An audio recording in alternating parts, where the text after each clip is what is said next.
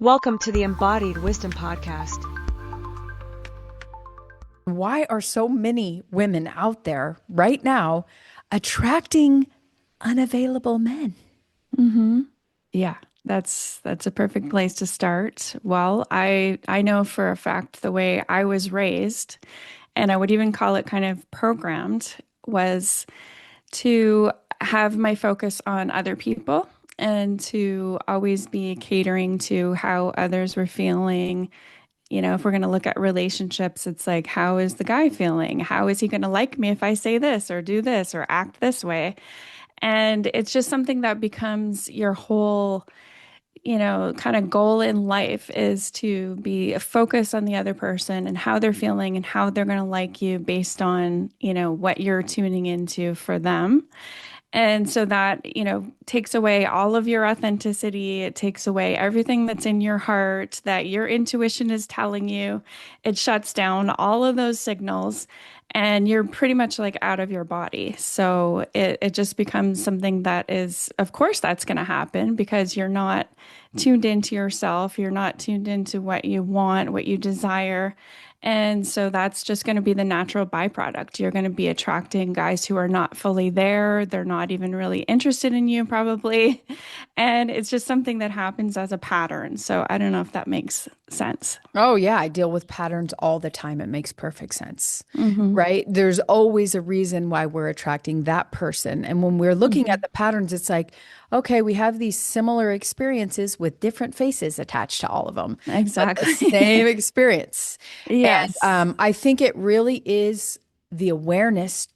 I think it has to start with the awareness of like Mm-hmm. asking yourself, okay, why do I keep attracting the same man with a different Mm-hmm. face? It really Yeah. takes that question to start the introspective work, the excavation of like, okay, let's really dig to the bottom of this and find the seed that Yeah. is creating this program. Okay. Exactly. So, what sparked your transformation after a text message breakup at the age 40? Yeah. So that was pretty much my low point. Uh-huh. I had been through, decades of these kind of relationships. Like you said, this same relationship, different guy. And that was kind of my breaking point because I find that, the number 40, it seems to have a weight to it. And when you're still single at 40, or if you've got sort of this train wreck of relationships behind you and you're in your now entering your 40s, when something like this happens, like there's a breakup that comes along, it had a certain weight to it where I was like, this is it. This is the end of the road. I'm not doing this anymore. Mm. I call it my enough is enough moment. It's like, no, I know for a fact that I was meant to have more, that I was meant to experience this amazing, true love or whatever you want to call it. And this is not going to happen to me ever again. And I made this decision, but it was like a full body life is going to change right now kind of decision. And I'm Oh, actually getting goosebumps when I say it yes. because it was that strong. And that's where it started for me. That was my turning point because I said, I'm not doing this again. I've had it. This is my enough is enough. I want more. I deserve more. And it sparked my journey to come home to myself. Essentially, that's what it was to be connected to my true self and to fall in love with myself, as corny as it might sound, and to start doing things differently. And then it was, a year later that I met my husband. So that was like the journey where it was like, Wow. yeah, boom, took a left turn. I'm like, we're going to go this way now. We're not going to continue on this path anymore. People need to realize that everything changes with a decision. It is Yes. only a Yes. decision that could radically and Hmm. impact and change your whole entire life. I find it interesting. I'm 43 now. Hmm. I've been with my husband 19 years, so Oh, beautiful. definitely Yeah. not my pattern, but I just find Hmm. it so crazy and I couldn't imagine. I mean, I have three kids. My oldest is Hmm. 16, but I can only imagine what it felt like to get to the age of 40. I know I talk to women all Hmm. the time and to be like I wanted all these things that I never got. And it Yes. almost creates like this desperation Hmm. within you of Yeah. like, well, what's wrong with me? I find that, Hmm. because I'm dealing with the women I deal with, I'm dealing with their belief system. We're looking at the belief that's creating the pattern. And so Yes. a lot of them have that something's wrong with me. I'm always alone. These are the beliefs that they Hmm. hold, which creates the Yes. pattern, right? So that's what Hmm. we shift in order for them to have a different reality. But I love what you said about I made a decision and I felt it in my body. Yes. Yes. You Yes. essentially recoded the cells of your body in the moment you decided, Hmm. and then within a year, boom, Yeah. your Yes. husband showed up in your life. So Exactly. I love this. How do you teach women to spot unavailable partners early on? Hmm. Hmm. Some would call this red flags, but really you're looking at specific traits that they have that you're like, Hmm. what are those things? Yeah. So I would say if we back up a little bit, it starts with awareness, like you were talking about. It's got to start with awareness of yourself. Like, what have you been doing up until this point? What are some of your relationship patterns? And I will get to the specific flags and how to spot that. But we got to kind of back up a little bit and start Mhm. asking yourself, what are the themes in my life in relationships? For example, do I have a theme looking back of betrayal or disappointment? If I go over the last relationships I've had, what is the theme and what is the main feeling and experience that I've had within that relationship? And that will give you a huge amount of clues right there. So I started journaling when I was 12 years old, and it's just a huge tool for me for Mhm. transformation, and just everything in my life has changed from just dialing into myself through journaling. So anyone who's listening or watching this can just start with that. Like, what are some of my patterns for my relationships? What's an overarching theme that I can say, yes, this has been the main thing that's been happening over and over again, and this is how I've felt about it. And then from that space, you can start looking at the dating that you're doing right now and what led up to that. Say it's disappointment or betrayal. What were the steps that kind of led up to that point? What was that person like when I first met them? And what were some of the things that I experienced on, dating them, or what were their personality traits? And you can kind of dial into the specific person or relationships you've had. But just starting with those things is just going to be really eye-opening. But I would say the most important thing is to come back to your own body. So this is where we connect the mind, body, spirit. How am I feeling when I'm with this person? And when you think back to an unavailable guy, so a relationship you've had or a date you've had where you're like, this person, I've chased them for weeks and I just feel really bad about myself. What are the specific experiences you're having in your body when you're connected to someone like that? So it's not really about them per se, it's how do you feel around them. And I love this like really powerful shift because it's about how you're feeling and not how you feel about them. It's how you feel around them. So for example, do I feel, unworthy, or do I feel a lot of doubt? Do I have this feeling of anxiety or panicky feeling that he's not going to accept me, or, any of these like maybe frustration? So what are, breaking down the emotions of how you feel when you're with this person or how you feel when you think about that person.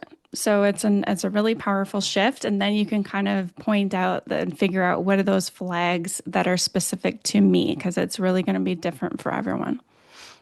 Hey, Tammy Cox here. If you're ready to stop repeating painful relationship patterns and finally create the love and connection you deserve, there is a way.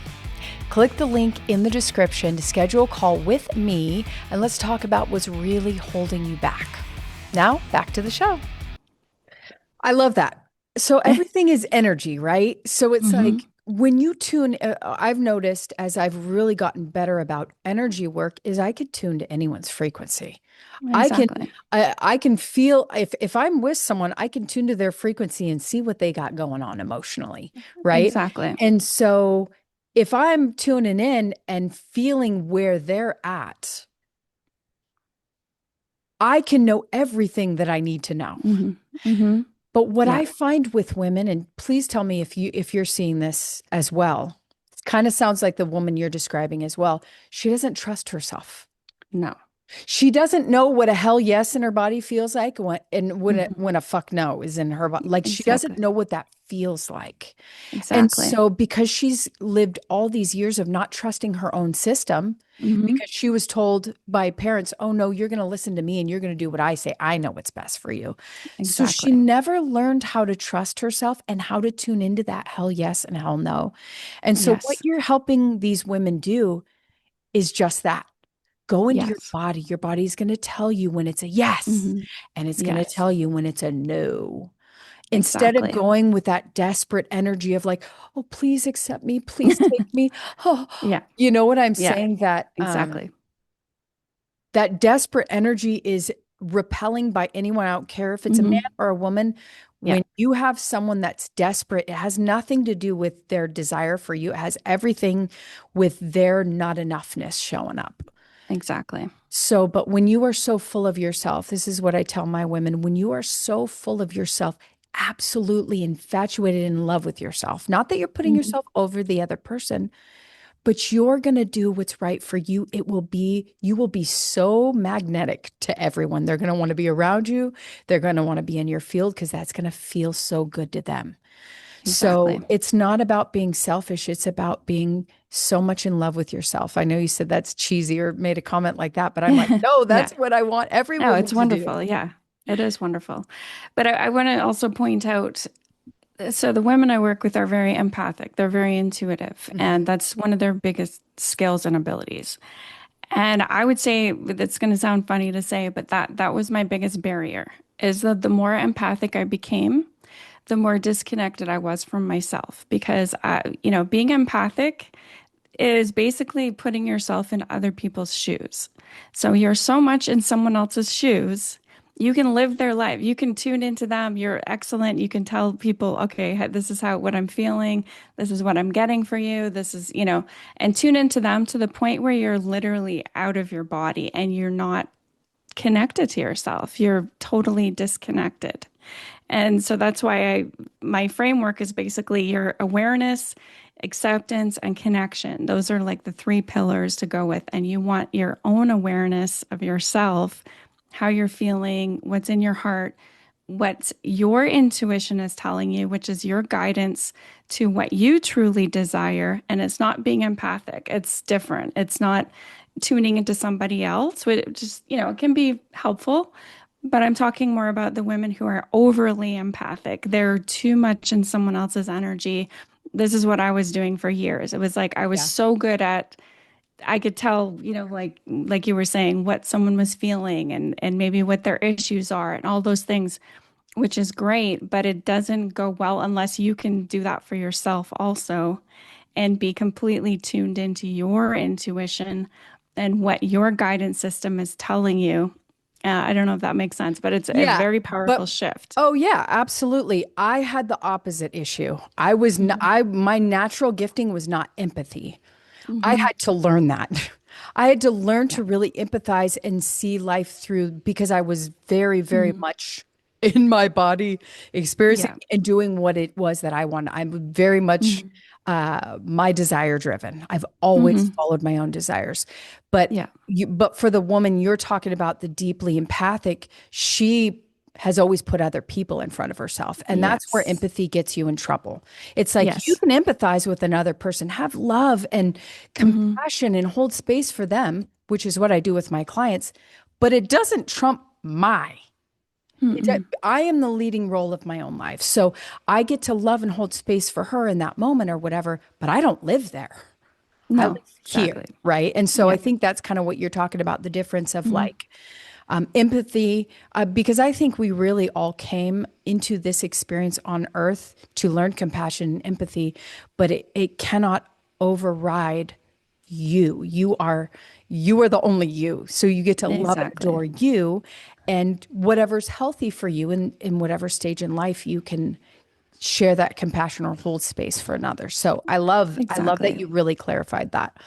Yeah, because that's where everything changes. Like that's literally the shift that I had to make is okay, you're good at being empathic. You can just put that on hold and start figuring out what your intuition is telling you, what your heart's desire is, because your intuition is here to lead you to your heart's desire. So it will tell you, Mhm. like you said, this person is not right for you, is not available to you, is not able to show up fully with you. And that's okay. There's nothing wrong with them. There's nothing wrong with you.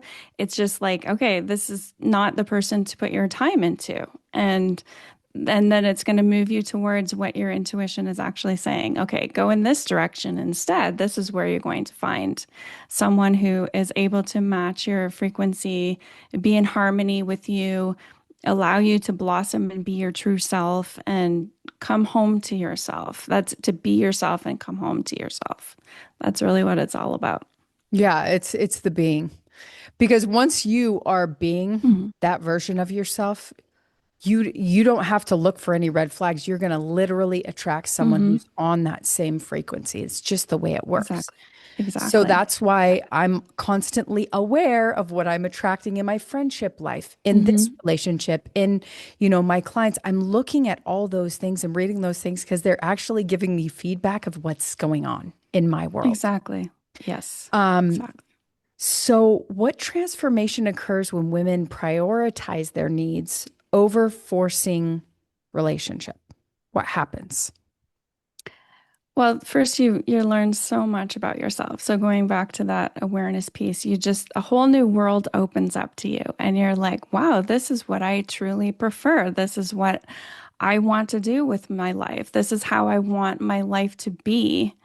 And, and also being able to accept yourself. That's another Mm. transformation. Like I don't want women to become aware of all these things and then use that to beat themselves with it, beat Oh themselves up. gosh. Like, They love doing that oh, too, don't they? yeah, exactly. It's like, okay, now I'm aware of all these patterns and now I can tell myself like I'm terrible, I'm a terrible person because I have all these new awarenesses. So that's Mhm. why immediately the second transformation is it opens up a whole new world of compassion for yourself, of accepting who you are, being able to say, that's okay. These are the things that I've done up until now, and it makes perfect sense that I have made these choices based on my life, based on my upbringing, whatever it is, my challenges in life. It makes perfect sense. I love your cat. That's hilarious. Um, and to be able to open up and say, okay, I accept this about myself, and I'm going to connect even deeper to who I am. So the third transformation would be fully and completely connected to what I call the true self, the authentic self, the part of you that knows all the answers, that is here for you, that's the big picture you. And so I would say those are the main transformations, which are huge They're transformations that happen. huge. Yeah. That is something I definitely notice in women when they're on their journey and they're starting to notice the patterns is they start to get so judgmental and critical of Hmm. themselves. Yeah. And that's usually when I take them back to childhood, their inner child Hmm. healing, where they get to see the little version of them creating this pattern just out of survival, pure Yeah. survival. And then Hmm. they're able to release it. It's actually very, very beautiful. But um, Yes. how does connecting to the body help women break free from toxic dating cycles? And I know you did talk about this a little, but I'd Hmm. love you to go into depth. I think women need to know. I actually just talked about this on a podcast a couple days ago, but I think they need to know what it feels like when it's a heck yes in the body and what Hmm. it feels like to be a hell no in the body. Can you explain to me how you really get them to connect to that? Yeah, actually, I do have an exercise that's Oh, exactly that, good. where you find out what is your yes and what's your no in your body. And it could be a whole new experience, or maybe you have started to, if you're listening to this, started to explore this. But it sounds elementary and basic, but this is really what your body is telling you. This is the main message that you want to connect to your intuition. So there's a little exercise where you can just do a very basic thing and start asking yourself questions like, saying something that's true for you. So it's a literal thing. Like my name is Eleanor, and you're standing, you could be standing up with your hand on your heart and just feeling what that feels like. That's a yes. That is who you are, or you can say something like, I live in whatever city it is. This is very, very simple. But feeling what is your body doing with a true statement? What's this yes feeling like in my body? Where am I feeling it? Is it in my heart? Is it in my stomach? It feels like an opening, an expansion. Or maybe you just feel like you're lifting up and feeling like connecting to the sky, whatever it might be for you. And then trying that with something that's not a true statement. So a no can be, a different name, or I gave an example on my podcast where you just you say, I'm a cat, I'm a dog. Something it's a no, it's a huge no. And then feel like, what does that feel like in my body? Where is this happening? And I give my examples. So when something is true for me or it's a yes, I feel my heart lifting and opening and blossoming like a flower. And I'm personally connected to the daisy. That's been a beautiful transformational symbol for me my whole life. And so it just almost feels like a daisy that's opening and flowering. And that's my yes in my body. And it's specifically in my heart space. My no for me is a feeling of like a clenching in my stomach, or I describe it as like a cattle prod, like an electric shock to my stomach. And it's a sort of a shocked feeling. And so those are examples of what my body tells me is a yes and a no. And it's something you just practice and you continue to tune into yourself. You can do something like a regular ritual or a practice every day where you just spend some time journaling and asking questions of yourself. How am I feeling today? You can write it down and then stop and close your eyes and put your hand on your heart and just scan your body. So again, it sounds very simple, but it's something that requires practice. It requires that continuous tuning in and the reprogramming of what's important. It's what's your body saying to you, and how is my heart communicating with me, and what is my intuition saying? Mm-hmm. Another thing that's very a nice ritual to do is that personal symbol, like I was saying, is the daisy for me. You can ask yourself, what do I see continuously that's almost like a symbol for me? So it could be a power animal. Maybe you just love dolphins, or you're constantly seeing, a jaguar or whatever it is, some kind of animal that you feel really, really connected to in your life. And again, it's like a theme that goes throughout your life where it's like I always see a jaguar or a bear or something in my life, and it could be on a YouTube video or in a magazine or a book where people are talking about bears, and it's just something that keeps coming up.